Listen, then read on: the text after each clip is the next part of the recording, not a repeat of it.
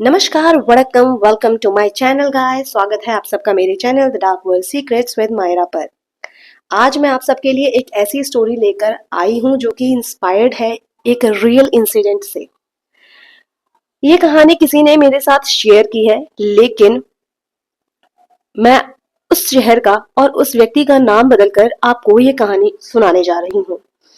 Basically ये कहानी खुद उसकी भी नहीं है बल्कि उसकी दोस्त की है। तो चलिए चलते हैं कहानी की तरफ। कहानी है एक लड़की की जिसके साथ कुछ ऐसा हुआ जिसे सुनकर कांप जाएगी आपकी रूह। कहानी है रिया के बारे में। पायल और रिया बहुत अच्छी दोस्त हैं, इसीलिए उन दोनों ने अपनी स्कूलिंग, कॉलेज और सारी पढ़ाई एक साथ की थी।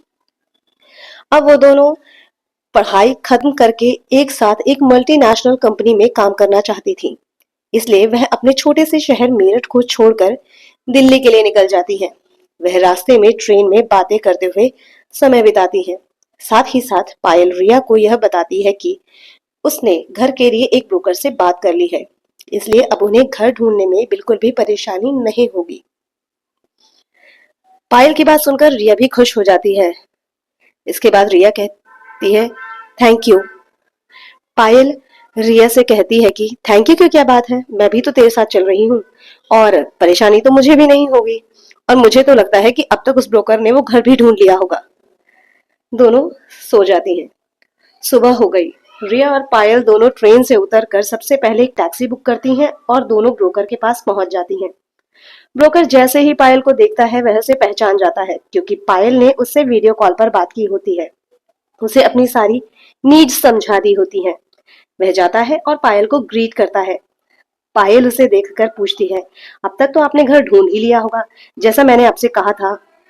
पायल एक रिच फैमिली से बिलोंग करती है, इसलिए उसके लिए यह सारे काम फोन कॉल पर करना कोई मुश्किल काम नहीं था।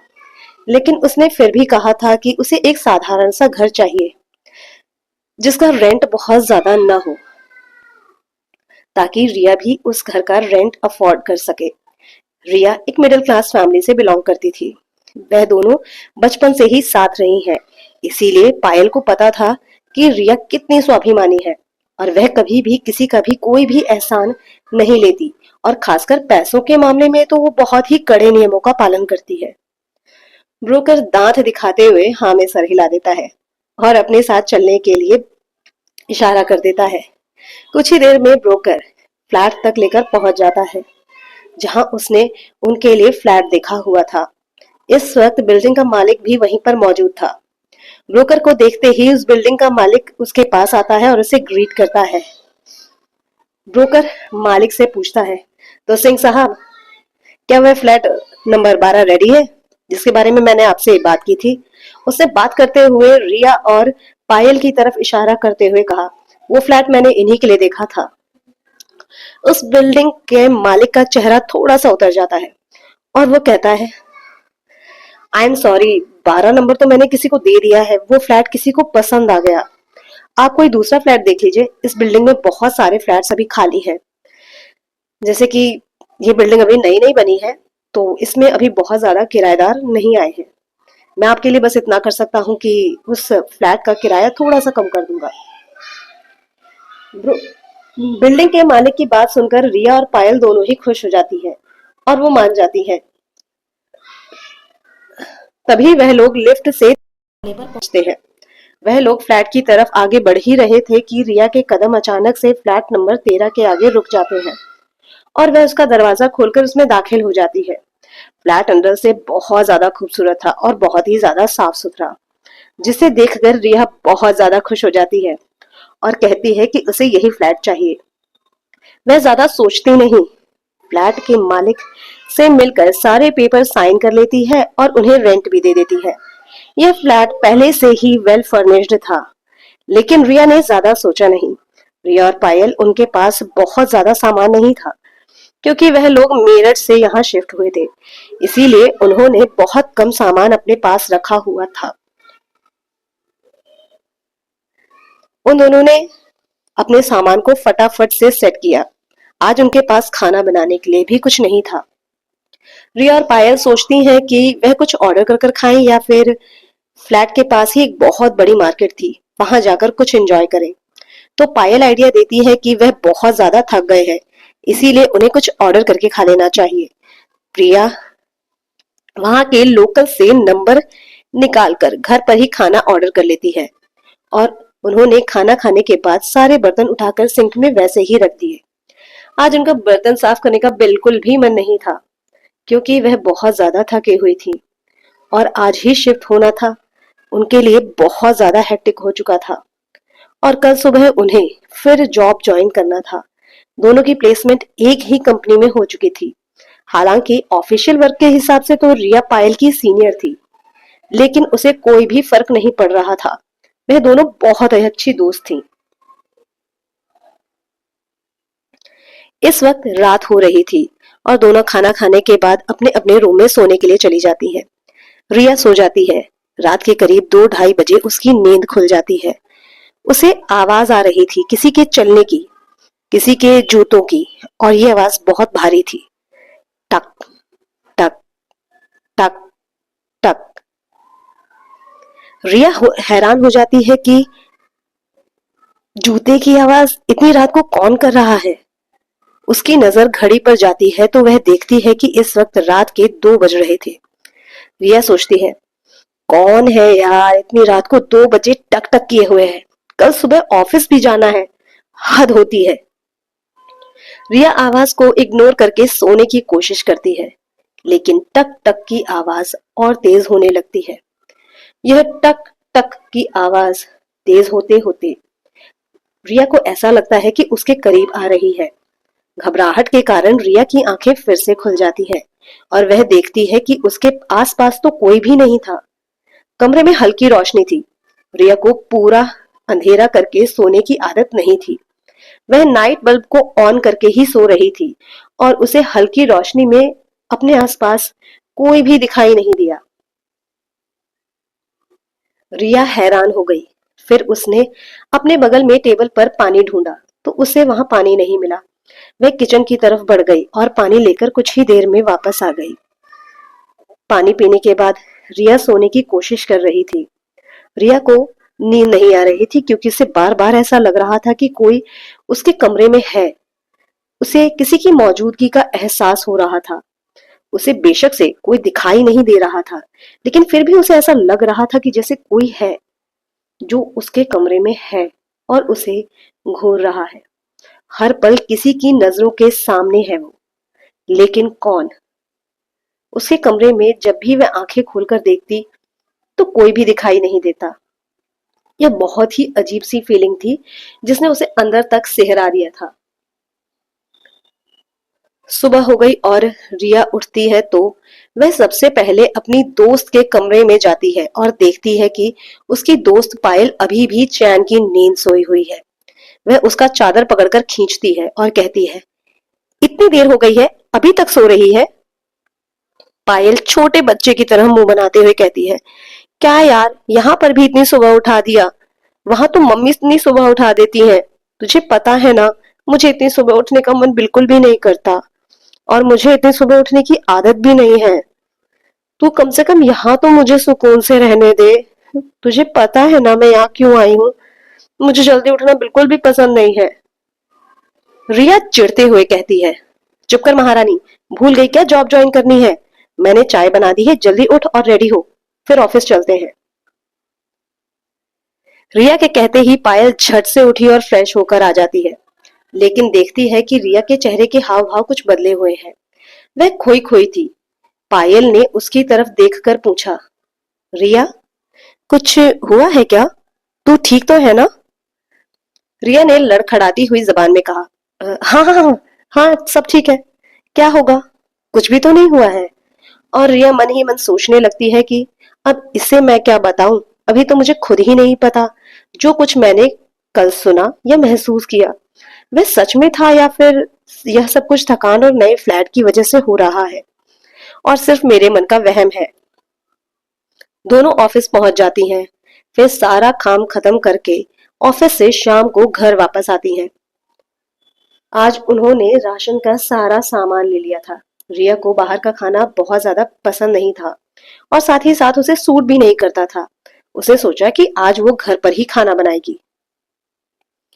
रात हो रही थी। रिया हाथ पैर धुलकर आती है और किचन में खाना बनाने लगती है। वह कुछ सब्जियों को काट ही रही थी कि अचानक से रिया को ऐसा लगता है कि कोई उसके पीछे खड़ा है। रिया पलट कर देखती है तो वहां पर कोई भी खड़ा नहीं था।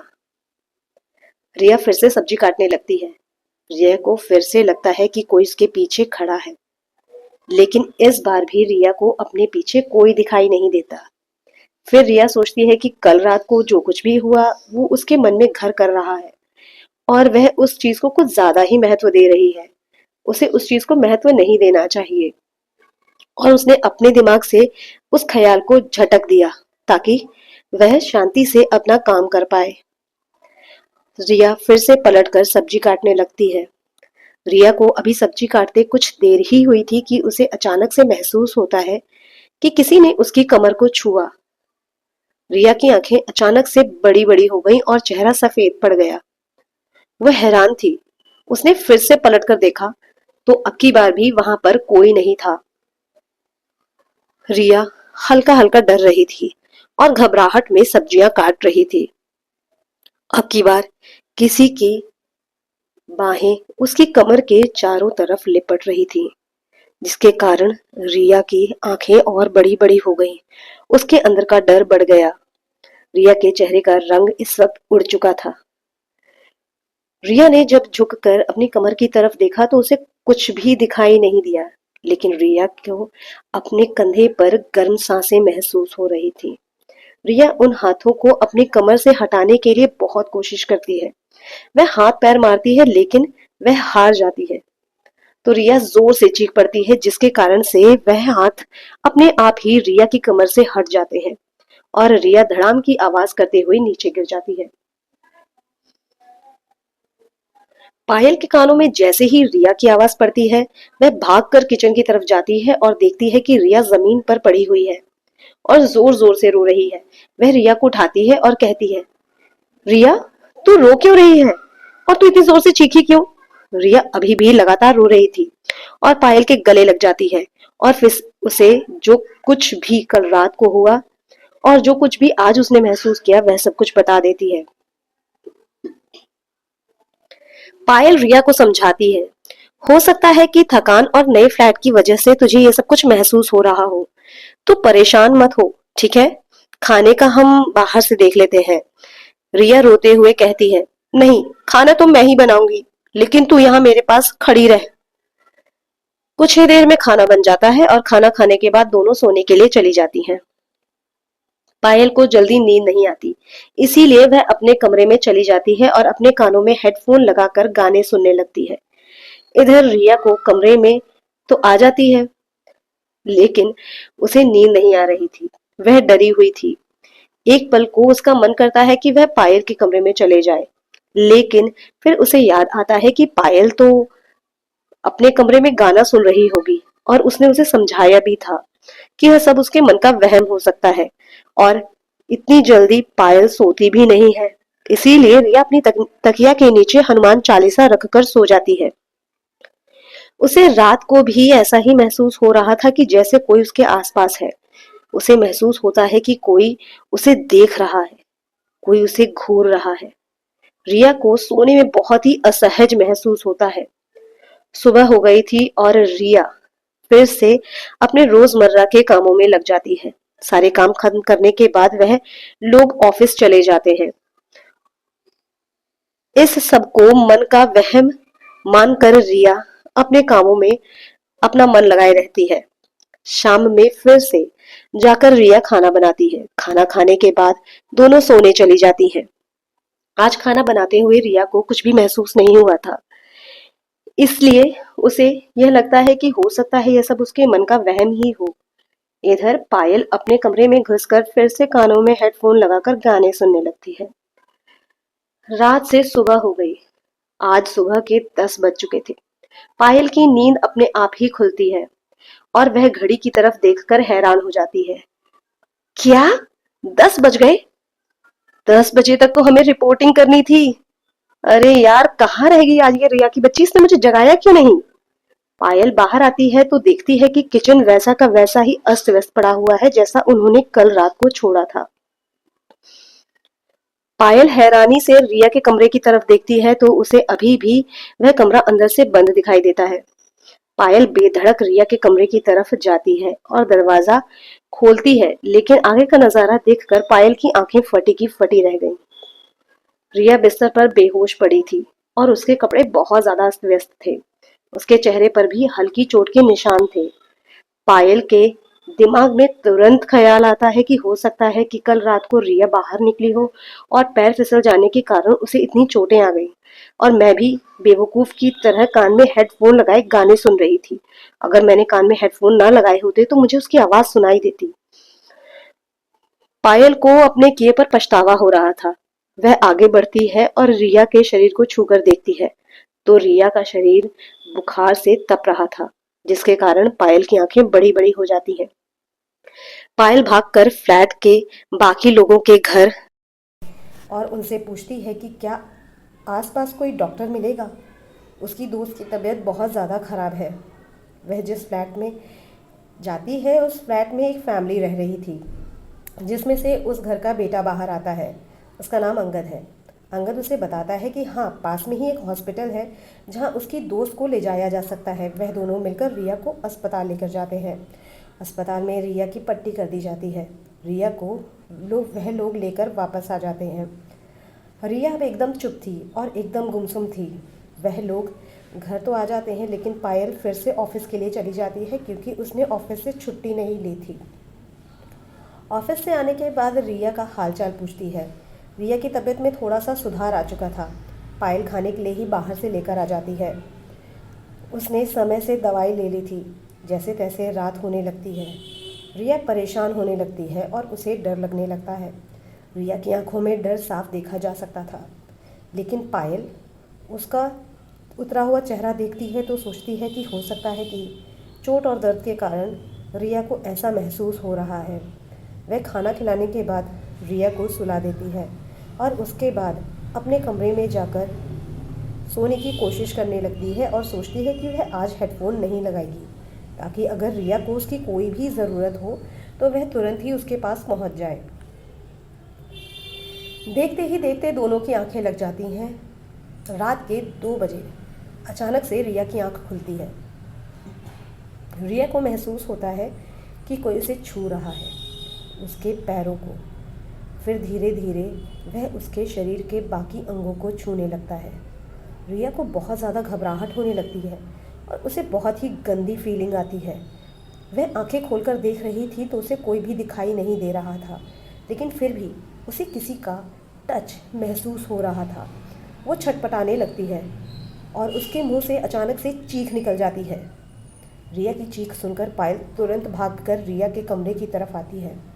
वह रिया के कमरे में घुसने की कोशिश करती है तो देखती है कि रिया के कमरे का तो लॉक बंद हो रखा है, जिसके कारण पायल हैरान हो जाती है।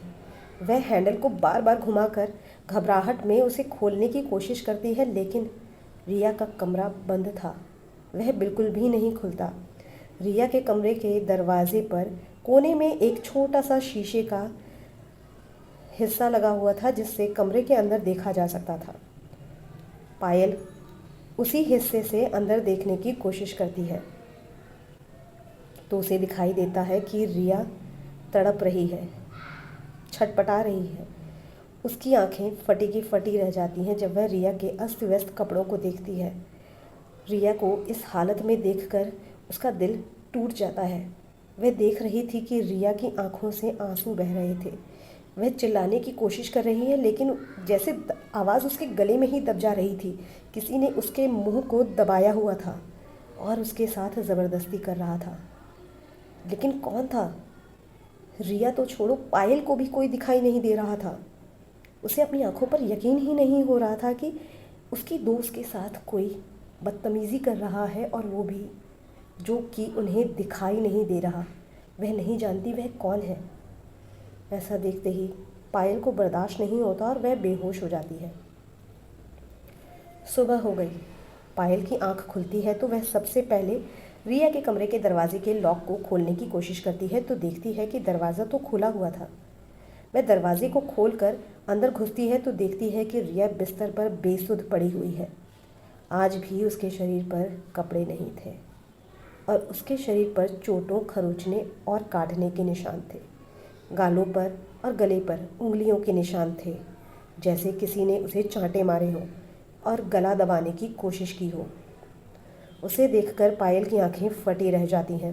वह भागकर फिर से अंगद के पास जाती है और उससे पूछती है कि कोई ऐसा डॉक्टर है जो उनके घर पर आकर रिया का इलाज कर सके। अंगद उन्हें अपने फैमिली डॉक्टर का नंबर दे देता है। कुछ ही देर में अंगद के फैमिली डॉक्टर वहाँ पर पहुँच जाते हैं। वह रिया को चेक करते हैं और बताते हैं कि रिया के साथ किसी ने बहुत ही बुरी तरीके से रेप किया है।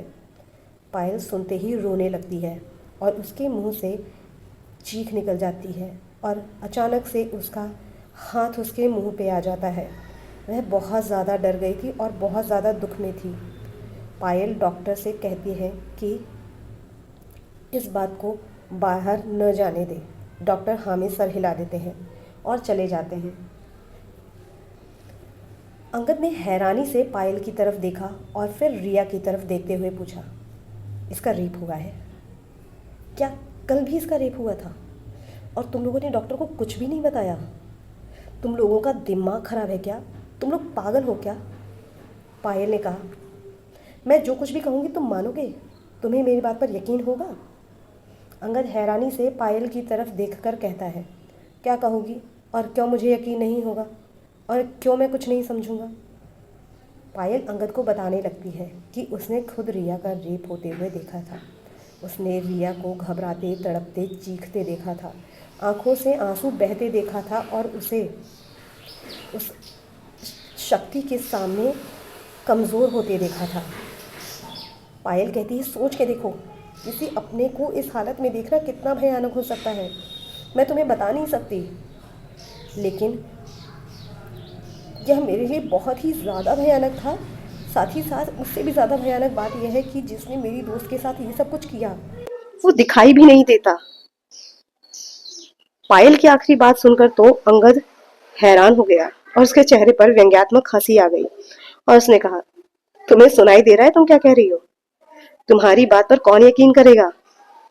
एक तो तुम्हारी दोस्त की ये हालत है और उसमें भी तुम्हें मजाक सूझ रहा है। हम्म? तुम्हारी बात पर कौन यकीन करेगा कि तुम्हारी दोस्त का रेप एक अदृश्य आदमी ने किया और तुम्हारी दोस्त का रेप करके वो चला गया? पायल के पास कोई चारा नहीं था। वह अपनी दोस्त को उस हाल में देखकर रो देती है। वह कहती, मैं समझ सकती हूँ कि तुम नहीं समझोगे। पायल भागकर बिल्डिंग के पास जाती है। वह टेबल पर हाथ मारते हुए मालिक के सामने खड़ी थी और कहती है, क्या फ्लैट नंबर 13 की कोई हिस्ट्री है जो आपने हमें नहीं बताई? अपनी आंखों के सामने पायल को खड़ा देख बिल्डिंग का मालिक हैरान हो जाता है और कहता है, नहीं, ऐसी तो कोई हिस्ट्री नहीं है। पायल ने पूछा, हमसे पहले इस बिल्डिंग में कोई रहता था जिसकी कोई हिस्ट्री हो इस फ्लैट से? मालिक ना में सर हिला देता है। तभी पायल चीखते हुए उसकी तरफ कहती है, अगर कुछ भी है तो प्लीज हमें बता दीजिए। आप नहीं जानते हो कि मेरी दोस्त की क्या हालत है। मैं उसे बचाना चाहती हूँ। वो मौत के मुंह में जा रही है। उस फ्लैट की हिस्ट्री के बारे में तो मालिक भी नहीं जानता था कि आखिर ऐसा क्या हुआ है उस फ्लैट में। वह कहता है, तुमसे पहले जो आदमी रहता था वह हंसी खुशी रहते थे और घर खाली कर कर मुझे चाबी देकर गया था। मालिक के चेहरे के हाव भाव ऐसे थे जैसे कि वह कुछ छुपा रहा था, लेकिन वह कोई बात उजागर नहीं करता। पायल हार कर चली जाती है। रिया और पायल ने घर पर साफ सफाई के लिए एक लेडी को रखा हुआ था। आज पायल ने उसे खाना बनाने के लिए कहा। वह खाना बनाकर चली जाती है। पायल रिया के पास आती है और उसे खाना खिलाकर उसी के पास लेट जाती है और कहती है, आज मैं तेरे कमरे में ही सोऊंगी, अपने कमरे में नहीं जाऊंगी। आज रिया को थोड़ा सा राहत मिलती है। उसके शरीर में जगह जगह दर्द हो रहा था, लेकिन फिर भी उसे डर कम लगता है। उसे लगता है कि आज पायल उसके पास है, उसे डरने की जरूरत नहीं है। वह दोनों सो जाती हैं। फिर रात के 2 बजे अचानक से रिया की नींद खुलती है। रिया को महसूस होता है कि कोई फिर से उसके शरीर को छू रहा है। रिया की आवाज उसके गले में ही दब जाती है। वह अपनी दोस्त को आवाज देने की कोशिश करती है, लेकिन उसकी आवाज जरा भी बाहर नहीं निकलती। जब वह तड़पने लगती है तो उसका हाथ पायल को छू जाता है। तभी पायल की नींद खुल जाती है और वह देखती है कि उसकी दोस्त का शरीर हवा में है। उसकी दोस्त की आंखों में आंसू हैं और वह चीख रही है, चिल्ला रही है। उसकी आंखों में लगातार आंसू भरे हुए थे और बहे जा रहे थे। वह उसके कपड़े निकाल रहा था और भयानक आवाज भी। पायल को कुछ भी समझ नहीं आता। वह तेजी से भागती हुई उस तरफ आती है और एक अंदाजा लगाकर धक्का दे देती है। तभी उसे किसी के गिरने की आवाज आती है, लेकिन उसे आसपास कोई भी दिखाई नहीं दे रहा था। पायल और रिया घबरा जाती हैं और मन ही मन सोचती हैं कि ये कौन सी बला है जो उनके पीछे पड़ गई है। तभी पायल को महसूस होता है कि किसी ने उसके बालों को जोर से पकड़कर खींचा है और उसका सर दीवार में जोर से दे मारा। पायल वहीं बेहोश हो जाती है। अब अचानक से रिया की जोर जोर से चीखने की आवाज आने लगती है। कोई उसके शरीर पर चढ़ा हुआ था और उसके साथ जबरदस्ती कर रहा था। वह बहुत देर तक चिल्लाती रहती है और उसके साथ आज बहुत भयानक दशा हुई थी। उसके चेहरे पर थप्पड़ों के निशान थे। वह जितना चीखती उसे उतने ही थप्पड़ पड़ते और कोई उसके शरीर को पूरी तरीके से नोच रहा था, काट रहा था। दर्द सहते सहते अचानक से रिया बेहोश हो जाती है। सुबह हो गई और पायल को होश आता है तो वह सबसे पहले अपनी चोट को हाथ लगाती है। उसका माथा काफी ज्यादा सूज गया था, खून भी सूख चुका था और फर्श पर भी कई जगह खून फैला हुआ था। पायल ने अपने आप को संभाला और सामने के नजारे को देखकर उसकी आंखें फटी रह गईं। आज भी रिया के शरीर पर एक भी कपड़ा नहीं था और उसके साथ जो हैवानियत की हदें पार की गई थीं, वह उसके शरीर को देखकर साफ पता चल रहा था। पायल घबरा जाती है और रिया के शरीर को चादर से ढक देती है। वह जोर जोर से रोने लगती है और सोचती है कि वह किसको बताए। फ्लैट को छोड़कर जाना चाहती है, लेकिन रिया को इस हालत में वह कहाँ लेकर जाएगी। इसके मालिक ने भी इस फ्लैट के बारे में कुछ भी नहीं बताया।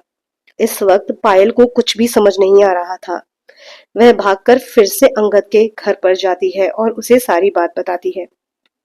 अंगद भागकर रिया के पास आता है और देखता है तो वह भी हैरान रह जाता है, क्योंकि अब उसे इस बात पर यकीन आने लगा था कि ऐसा कैसे हो सकता है। लेकिन अंगद की आंखों के सामने जो कुछ भी था वह ऐसा था कि वह उस पर सवाल भी नहीं कर सकता था, क्योंकि न तो रिया फ्लैट से बाहर गई थी और न ही कोई बाहर वाला उनके फ्लैट पर आया था।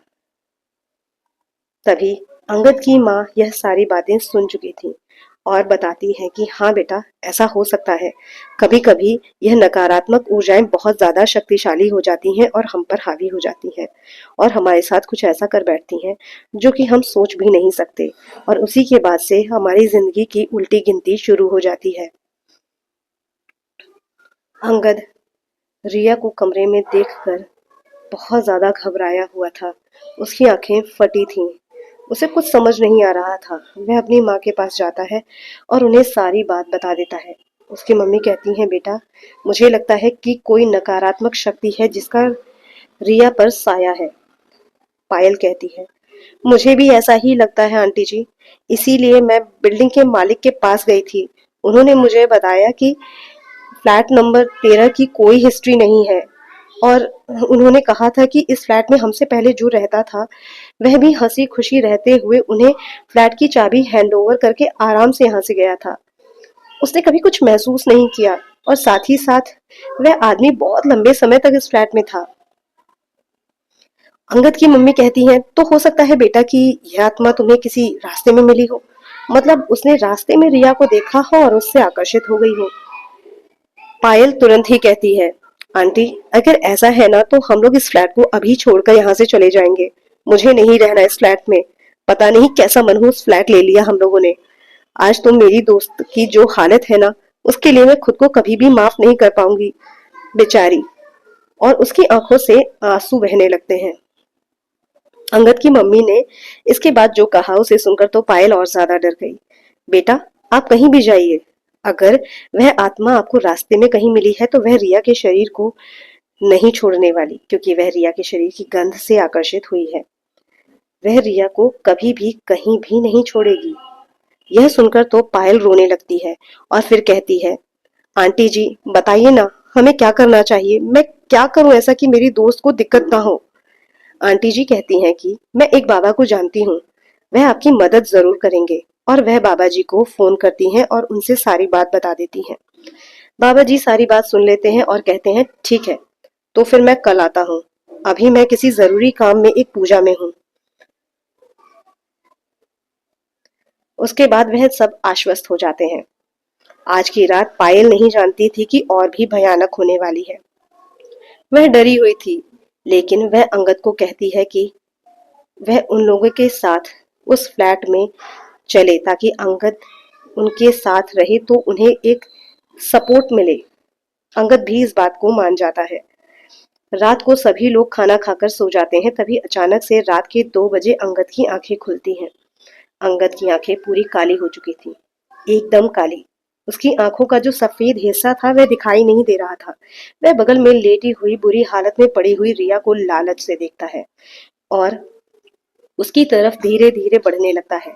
जैसे ही पायल को एहसास होता है कि कोई बिस्तर पर चल रहा है तो वह आंख खोल कर देखती है कि अंगद रिया की तरफ बढ़ रहा है।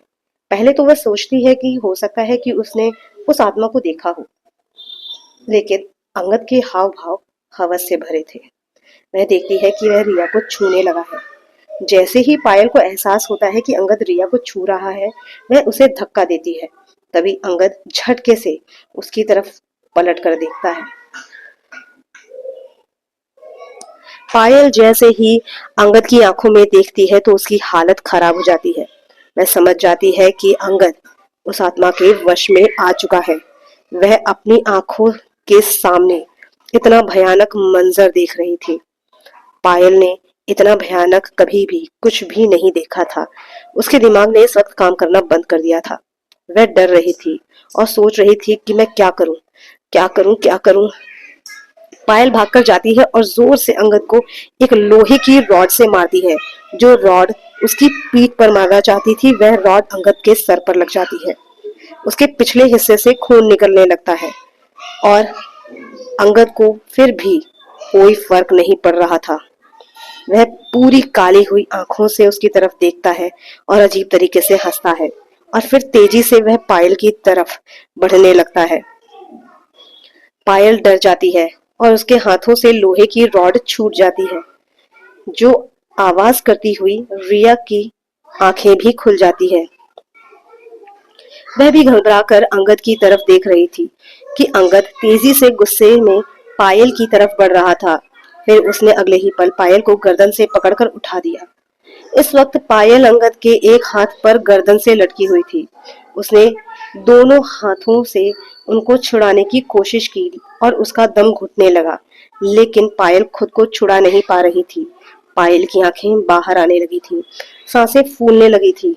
तभी रिया तेजी से आती है और जोर से अंगद के हाथ पर उसी रॉड से मारती है और अंगद के हाथ से पायल छूट जाती है।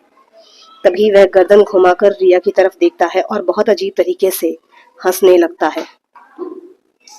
वह इतने अजीब तरीके से और भयानक तरीके से हंसता है कि रिया देखकर डर जाती है और अगले ही पल अंगद तेजी से रिया की तरफ बढ़ने लगता है।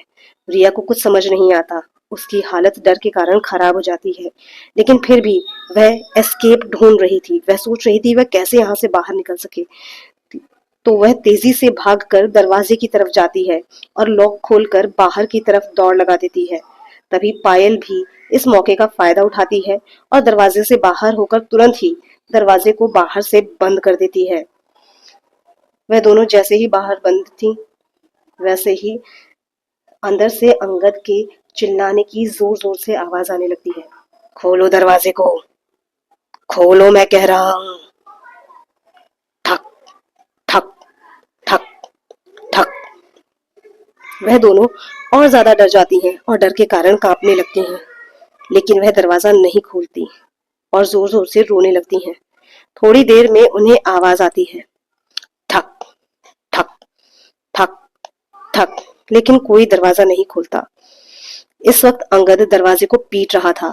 वह दोनों बहुत ज्यादा घबरा जाती हैं और इसीलिए भागकर पायल के कमरे में चली जाती हैं और उसे अंदर से बंद करके हनुमान चालीसा पढ़ते हुए पूरी रात गुजार देती हैं।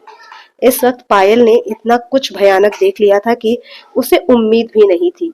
वैसे तो उन्हें उस घर को छोड़ देना चाहिए था, लेकिन जब तक उन्हें कुछ समझ में आया तब तक तो चीजें बहुत ज्यादा बिगड़ चुकी थी। अगले दिन सुबह सुबह बाबा जी उस बिल्डिंग में आ जाते हैं। अंगद की मम्मी के पास वह बैठे थे और उनसे बातें कर रहे थे। अंगद की मम्मी उन्हें समझा रही थी कि कैसे वह बच्चियां परेशान हैं और उन्हें बाबा जी की जरूरत है। बाबा जी सारी बातें सुन लेते हैं और समझ जाते हैं कि कोई बुरी शक्ति है, कोई बहुत ही शक्तिशाली, जो कि उस घर में मौजूद है और जो कि रिया के शरीर पर हावी हो रही है और रिया के पीछे पड़ी हुई है। लेकिन रिया को छुटकारा दिलाने के लिए उन्हें यह जानना भी बहुत ज्यादा जरूरी था कि आखिर वह आत्मा कौन है और क्या चाहती है। बाबा जी घर में आते हैं। घर में आते ही उन्हें फीलिंग आ जाती है कि कुछ तो है जो कि बहुत ज्यादा बेकार और खराब है इस घर में। उन्हें एक अजीब सी बदबू भी आ रही थी जो कि रिया और पायल ने पहले ही महसूस कर ली थी, लेकिन वह बदबू बहुत हल्की हल्की थी तो वह उस पर ज्यादा ध्यान नहीं देती हैं। बाबा जी रिया से कहते हैं, बेटा, जो कुछ भी तुम्हारे पास पड़ा है, जो पूरी तरीके से तुम्हारे शरीर पर हावी हो रखा है, वह इसी घर में रहता है। वह बुरी आत्मा इसी फ्लैट में रहती है हमेशा से। लेकिन वह कौन है और क्या चाहती है और उसे कैसे भगाना है, यह सब करने के लिए हमें एक बहुत बड़ा हवन करना होगा। और वह पायल को एक लंबी सी लिस्ट देते हैं जिसमें बहुत सारा सामान लिखा होता है पूजा का। वह कहते हैं, इस फ्लैट का शुद्धिकरण करना होगा। पायल ने ऑफिस से छुट्टी ले ली थी और वह लिस्ट लेकर बाजार चली जाती है और सारा सामान जल्दी से लेकर घर वापस आ जाती है। सुबह तक अंगद भी नॉर्मल हो चुका था और उसे कुछ भी याद नहीं था। उसने क्या किया, क्या हुआ, उसे अब कुछ भी याद नहीं था। उसे बस इतना सा महसूस हो रहा था कि उसके सर में दर्द है और एक पट्टी बंधी हुई है। उसे सर में चोट लगी थी और यह चोट भी कैसे लगी थी उसे नहीं पता था। उसका सर भारी हो रखा था और वह खुद से कुछ नहीं किया था, इसीलिए उसे कुछ भी याद नहीं था। जो कुछ भी वह कर रहा था उससे एक एंटिटी करवा रही थी। बाबा जी साथ ही साथ कहते हैं, इस घर में जो भी है उस आत्मा का, तुमने जैसे कहा कि वह तुम्हारे शरीर को छूती है, तुम्हारे साथ वह सब कुछ, तो मुझे लगता है कि वह आत्मा जरूर किसी पुरुष की आत्मा है जो तुम्हारे शरीर का भोग कर रही है। बाबा जी हवन की वेदी को तैयार करते हैं और फटाफट से उसमें अग्नि प्रज्वलित करके हवन करना आरंभ कर देते हैं। वह लगातार मंत्र पढ़े जा रहे थे। दिन का वक्त था तो वह एंटिटी वहां पर मौजूद तो थी, लेकिन उसकी ताकत बहुत कम हो गई थी जिसकी वजह से वह कुछ नहीं कर पाती।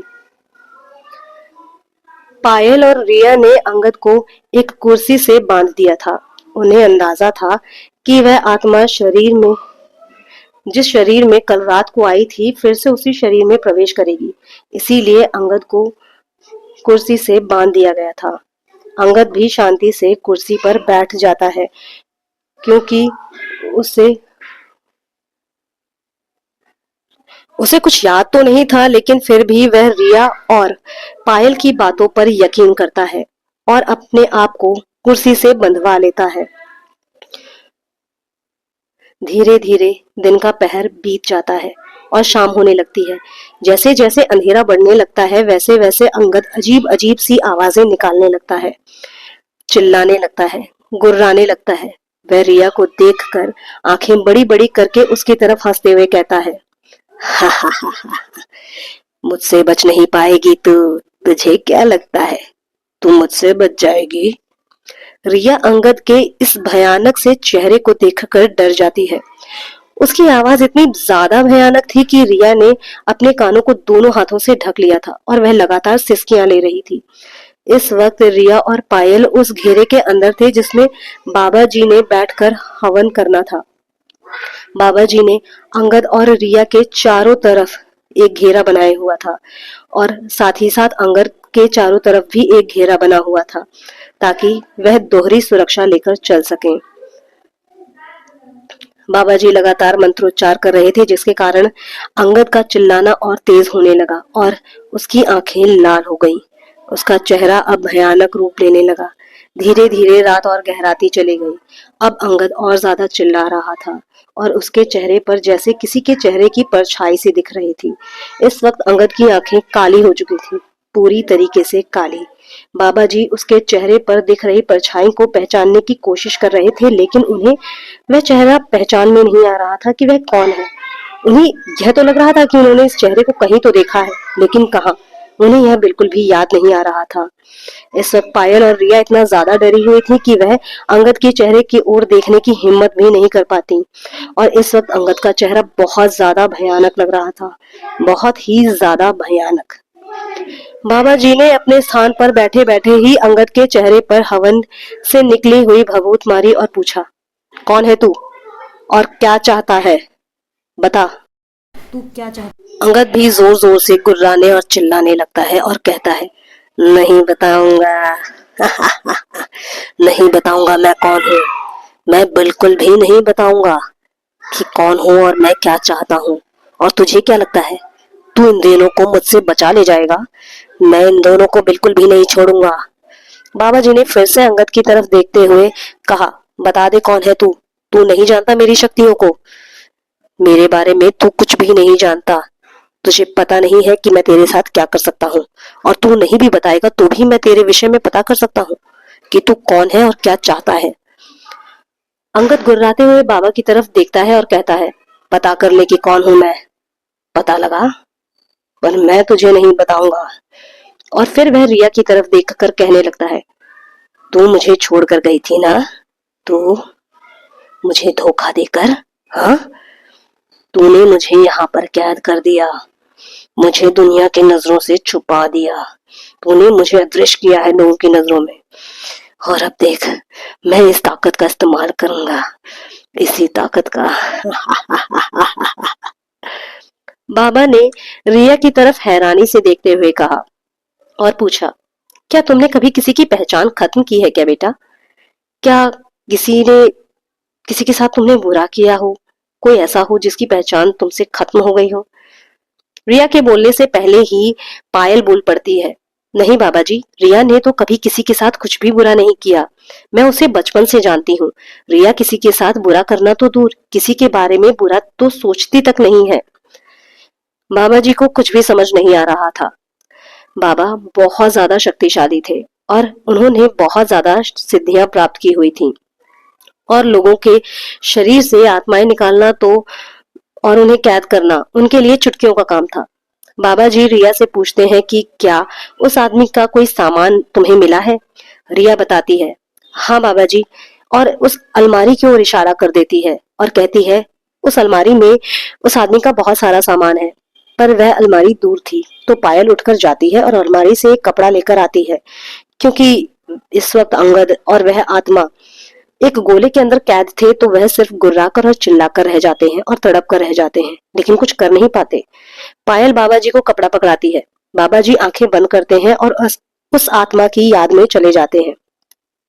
वो देखते हैं कि एक सुंदर सा जोड़ा, जिनकी एक प्यारी सी 2 साल की बेटी है, खुशी खुशी रह रहे थे कि अचानक से पति को पत्नी की हर बात पर गुस्सा आने लगता है, और वह उस पर हाथ भी उठा देता है और गाली भी देने लगता है, जिसकी वजह से बाबा जी को समझ नहीं आ रहा था कि अचानक से उसके पति को ऐसा क्या हुआ कि वह अपनी पत्नी की हर बात पर गुस्सा करने लगा, जिससे वह बहुत ज्यादा प्यार करता था, और अब उसकी पत्नी उसका प्यार नहीं, सिर्फ उसका जुनून बनकर रह जाती है। वह उस पर हावी रहता था। लड़की रोती बिलखती रह जाती थी, लेकिन उसकी पकड़ से छूट नहीं पाती। वह रोने के बाद भी उससे जबरदस्ती करता रहता, जिससे तंग आकर एक दिन उन दोनों में लड़ाई हो गई और पत्नी ने पति को मार दिया और उसकी लाश को एक बैग में बंद करके कहीं छुपा दिया। साथ ही साथ फर्श से खून भी साफ कर दिया। इस दौरान बाबा जी ने यह भी देखा कि उनकी लड़ाई इस घर में आने से पहले से शुरू हो गई थी। एक बात थी जो कि अलग थी और बाबा जी को परेशान कर रही थी, वह कि यह दोनों इतने सुंदर और प्यार करने वाले थे, एक दूसरे के बिना ये दोनों रह नहीं सकते थे, तो अचानक से ऐसा क्या हुआ कि वह आदमी अपनी पत्नी से झगड़ा करने लगा और उसे मारने लगा। बाबा जी को यह बात समझ नहीं आ रही थी, इसीलिए उन्होंने अपनी शक्तियों में से एक शक्ति कर्ण पिशाचिनी को बाहर निकाला और कहा कि वह यह जानना चाहते हैं कि जो व्यक्ति जिसकी आत्मा इस घर में कैद है, आखिर वह अपनी पत्नी से लड़ता और झगड़ता क्यों था, क्यों उसे मारता था। कर्ण पिशाचिनी ने थोड़ी देर में ही जवाब दिया, कि कुछ समय पहले यह आदमी दूसरी जगह रहा करता था। वहां पर इनकी एक पड़ोसन थी जो कि अंकुर को पसंद करने लगी थी। अंकुर वही लड़का था जिसकी मौत इस फ्लैट में हुई थी। उसने बताया कि उन दोनों की प्यारी सी बच्ची भी है। वह औरत अंकुर के कान उसकी पत्नी के खिलाफ भरती थी और उसे बदचलन साबित करना चाहती थी। और जब यह सब कुछ न हो पाया तो उसने उस पर काला जादू करना शुरू कर दिया ताकि उन दोनों में फूट पड़ जाए। वह चाहती थी कि अंकुर अपनी पत्नी को छोड़ दे, लेकिन अंकुर अपनी पत्नी से एक शारीरिक लालसा रखने लगा और उसे प्रताड़ित करने लगा। वह जब इस फ्लैट में उसे लेकर आया था, उसने यहाँ पर रह रहे लोगों को अपनी पत्नी और बच्ची के बारे में कुछ भी नहीं बताया था। उसने फ्लैट में रात में शिफ्ट किया और उसके बाद से अपनी पत्नी और बेटी को इस घर में कैद कर दिया। वह दोनों बहुत परेशान हो गई और एक दिन उसकी पत्नी ने परेशान होकर उसे मार दिया। बाबा जी ने फिर कर्ण पिशाचिनी से पूछा कि जिस औरत ने काला जादू किया था उसने ऐसा क्यों किया। कर्ण पिशाचिनी ने बताना शुरू किया कि जब अंकुर उनके यहाँ पर शिफ्ट हुए थे तब वह अंकुर की आभा से प्रभावित हो गई थी और उसे अंकुर अच्छा लगने लगा। उस औरत का पति देखने में बिल्कुल भी अच्छा नहीं था, साथ ही साथ उसका पेट निकला हुआ था और वह जब भी इन दोनों को साथ देखती तो उसे जलन होने लगती थी। उसे अपने लिए अंकुर जैसा ही पति चाहिए था। जब उसने अंकुर को अपने सामने देखा तो उसने उसे अपनी तरफ आकर्षित होते हुए नहीं देखा, लेकिन वह चाहती थी कि अंकुर उसकी तरफ आकर्षित हो, इसीलिए उसने उस पर काला जादू कर दिया। इन दोनों को वह अलग करवाना चाहती थी और अंकुर अपनी पत्नी को छोड़ दे ताकि उसके साथ रहने लग जाए। बाबा जी ने कर्ण पिशाचिनी से फिर से पूछा, क्या तुम बता सकती हो कि यहाँ पर अंकुर की लाश कहाँ पर है। कर्ण पिशाचिनी ने उत्तर दिया, हाँ, इस घर में जो ऊपर को रैक बना हुआ है, इस पर एक सूटकेस में अंकुर की लाश के टुकड़े बंद किए गए हैं। उसके पत्नी ने उसे मार दिया और उसके बाद उसके शरीर के कई टुकड़े कर दिए जिससे वह सूटकेस में आसानी से बंद कर पाई। बाबा जी ने कर्ण पिशाचिनी से उस सूटकेस को अपने पास मंगवाया। कर्ण पिशाचिनी ने कुछ ही पल में वह बैग बाबा जी के सामने रख लिया। इस वक्त आत्मा जोर जोर से चीख रही थी, चिल्ला रही थी, बहुत ही भयानक आवाज निकाल रही थी और कह रही थी, छोड़ दो मुझे, छोड़ दो मुझे, मुझे बदला चाहिए मेरी पत्नी से, उसने मुझे मार दिया। और यह कहते हुए वह लगातार रिया को ही देख रहा था। बाबा जी को समझ में नहीं आ रहा था कि वह रिया को अपनी पत्नी क्यों बता रहा है, लेकिन तभी कुछ गिरने की आवाज आई। अब उनकी नजर एक फोटो फ्रेम पर गई। बाबा जी समझ गए कि यह कमरा शायद अंकुर और उसकी पत्नी का था और रिया ने जब वही कमरा चुना तो उस आत्मा को उसमें अपनी पत्नी की आभा महसूस हुई और उसने उस पर हमला कर दिया। बाबा जी ने लगातार मंत्रोच्चार किया और उसकी आत्मा को मुक्ति दिलाने के लिए प्रण ले लिया। बाबा जी ने कहा, हमें इसकी मुक्ति के लिए इसका अंतिम संस्कार अच्छे से करना होगा। इसकी पत्नी ने इसे मार कर यहीं पर बंद कर दिया था, इसलिए इसकी आत्मा सिर्फ इस फ्लैट में भटक रही है।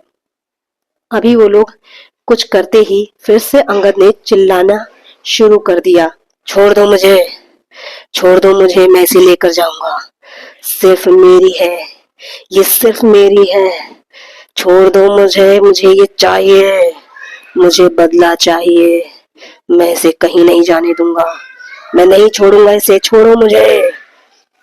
अब बाबा जी ने लगातार मंत्रोच्चार किया तो अंकुर की आवाज धीरे धीरे दबने लगी और वह आनी बंद होने लगी। वह अंकुर की लाश पर लगातार गंगा जल छिड़क रहे थे और मंत्र पढ़े जा रहे थे। उसके बाद बाबा जी को उस लाश को लेकर बाहर जाने लगते हैं। उन्हें बहुत ज्यादा डर लग रहा था क्योंकि अंकुर किसी भी पल आजाद हो गया तो उनके लिए बहुत मुश्किल खड़ी कर देगा। अगर वह उस लाश को नहीं भी बचा पाया और बाबा जी पर तो वह हमला नहीं कर सकता क्योंकि बाबा जी बहुत ज्यादा शक्तिशाली थे, लेकिन वह रिया पर हमला जरूर कर सकता था, जिसकी वजह से बाबा जी के अंदर का डर बढ़ा हुआ था। वह पायल और रिया का सहारा लेकर उन्हें मजबूर कर सकता था। बाबा जी सूटकेस को लेकर पायल की कार में रख देते हैं और वह लोग तेजी से गाड़ी चलाते हुए शमशान घाट की तरफ जा रहे थे। इधर अंगद के शरीर में कैद हुए अंकुर छटपटाना शुरू कर देता है और वह समझ जाता है कि अगर उसका अंतिम संस्कार हो गया तो उसका अस्तित्व एकदम खत्म हो जाएगा और वह अपनी पत्नी से बदला नहीं ले पाएगा, न उसे अपने साथ ले जा पाएगा। इसलिए वह जोर जोर से कुर्सी को हिलाने लगता है और चिल्लाने लगता है, जिसके कारण से कुर्सी गिर जाती है और अंकुर काफी हद तक उस रेखा के बाहर आ चुका था।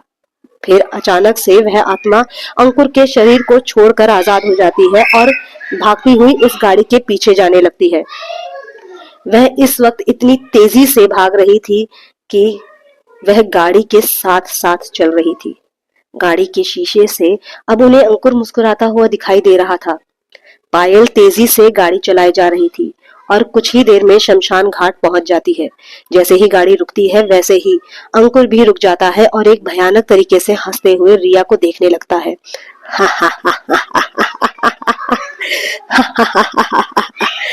तू नहीं बचेगी, कुछ नहीं कर पाओगे तुम लोग। मैं तुझे लेकर जाऊंगा यहाँ से, तुझे तो जरूर लेकर जाऊंगा, चाहे अपनी बेटी को छोड़ जाऊं। और इस वक्त वह पायल की तरफ इशारा कर रहा था। पायल ने वह कमरा चुना था जो उसकी बेटी का कमरा था, इसीलिए उसमें उसे अपनी बेटी की आभा दिखाई देती थी। लेकिन वह अपनी बेटी के साथ भी थोड़ा बुरा हो चुका था। अपनी बेटी को भी कभी कभी मार पीट दिया करता था। इस वक्त रिया का शरीर 3 फुट ऊपर हवा में तैर रहा था। वह अभी भी हवस से भरी नजरों से रिया को देख रहा था। वह उसके कपड़ों पर हाथ डालने ही वाला था कि बाबा जी तेजी से आगे जाते हैं और उसकी नजर बाबा जी पर जाती है। बाबा जी एक चिता पर जल्दी से अंकुर के शरीर को रख देते हैं और गंगाजल छिड़क देते हैं। जैसे ही बाबा जी अंकुर के शरीर पर गंगाजल छिड़कते हैं वह तड़पने लगता है और चीखने चिल्लाने लगता है। तेजी से वह उस चिता में आग लगा देते हैं। दूसरी तरफ रिया झटके से जमीन पर गिरती है और उसके मुंह से चीख निकल जाती है। रिया की तबीयत तो वैसे ही बहुत ज्यादा खराब थी और इतनी चोट उसका शरीर बर्दाश्त नहीं कर पाता, इसलिए वह वहीं बेहोश हो जाती है। वह आत्मा अपने शरीर के पास तेजी से भागने लगती है क्योंकि उसमें आग लग चुकी थी और वह तड़पने लगती है। इधर अंकुर का शरीर जल रहा था, दूसरी तरफ अंकुर की आत्मा भी उस आग को महसूस कर रही थी। धीरे धीरे आग उसके शरीर को पूरी तरीके से जलाकर राख कर देती है और अंकुर की आत्मा को मुक्ति मिल जाती है। इस वक्त अंकुर का शरीर समाप्त हो चुका था और अंकुर की आत्मा मुक्ति पा चुकी थी। सुबह हो गई थी। रिया को होश आ जाता है। इस वक्त रिया का शरीर बहुत ज्यादा कमजोर हो चुका था। वह कराहते हुए उठती है और देखती है तो उसके बगल में पायल, अंगद और बाबा जी तीनों बैठे हुए हैं। पायल के चेहरे पर एक सुकून भरी मुस्कुराहट थी क्योंकि अब वह नेगेटिव एनर्जी इस घर से जा चुकी थी।